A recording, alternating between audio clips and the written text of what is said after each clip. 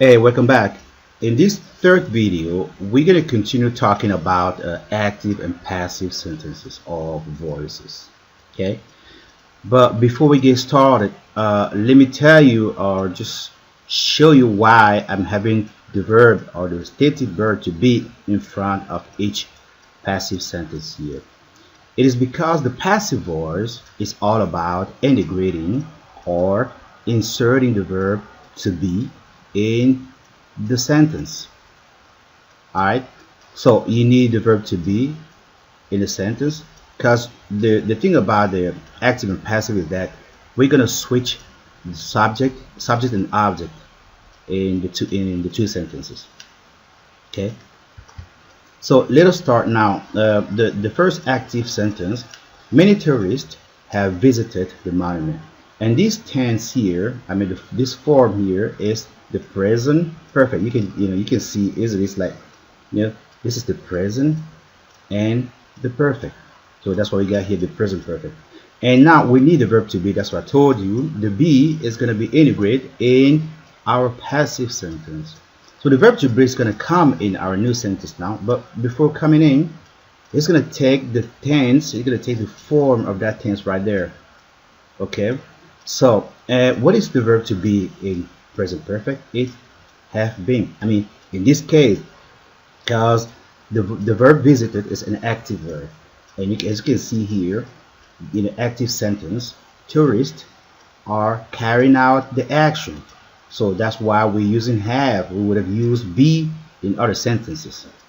Okay, so to be is taking the form of this tense here, and we have it in present perfect. So to be is going to be conjugated in present perfect, and our verb to be conjugated, of course, is going to the third form of the verb, the perfect form of the verb. And the perfect form of the verb, visit, is a regular verb, and we just add an ed behind it. So it gives us the passive sentence: the monuments have been visited by many tourists. But by many, that's what I put it into parentheses here. By many tourists can be left out. You can be a sentence without needing to put by many tourists. That's why I put a dot here and put this one here in parentheses to signify or to let it know that you can let it out. You can just you don't need to take it, at all. So our next couple examples are this we have here the present. PRF stand for perfect and continuous. The cons for continuous and prog for progressive. So it is present perfect continuous, or sometimes called progressive or progressive continuous, vice versa. So our active sentence: recently Jazz has been doing the work. Okay, and the tense, this sentence is the present perfect and continuous. This is what's amazing in English. You can read the tense just by seeing, but just by analyzing what you got. So has been doing, it is the present perfect progressive, right?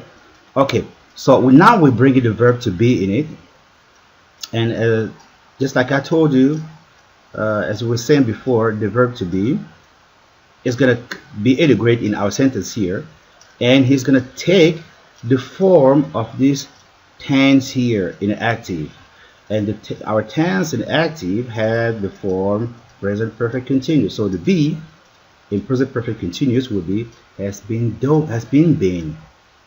Yeah, okay, we here would be has been. All right, and this is the form where be is gonna take. And our verb the verb to conjugate was here doing. This is our verb in this case here will be sent to the third form or the perfect form of the verb itself, done.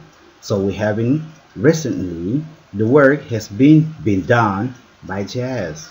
I'm always putting this is the bracket because we left it over, right? So the next sentence is about the past perfect, the past and perfect. Very simple.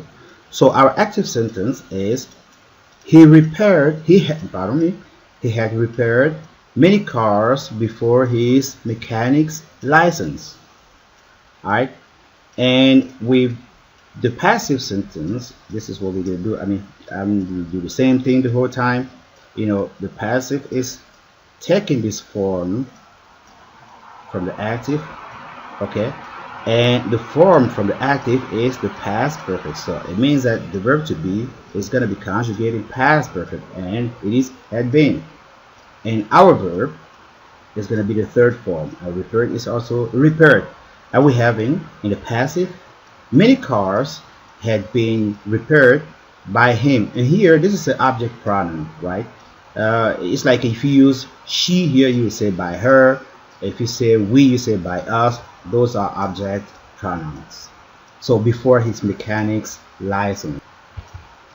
Our last example in this video is the past perfect, progressive, or continuous. I mean the past perfect and progressive, right? Okay, active sentence is the cook had been preparing dinners for 4 years before moving to LA. And the passive sentence is giving us, checking this one, do the same thing. Okay, had been preparing, to be has to be conjugated this form here. So it is had been, alright? And then we having dinners had been prepared by the cook for 4 years before moving to LA. And as you can see, to be is just coming in our sentence, taking the distance, this tense from the active sentence, and then our verb is going to the third or the perfect form. And that is all about switching between active and passive. Anytime you can see, I didn't even mention it, that we are always switching subject and object to, here in the active sentences, that's what I told you before, the subject carry out the action and the monument receive the action. We've seen that in my previous video.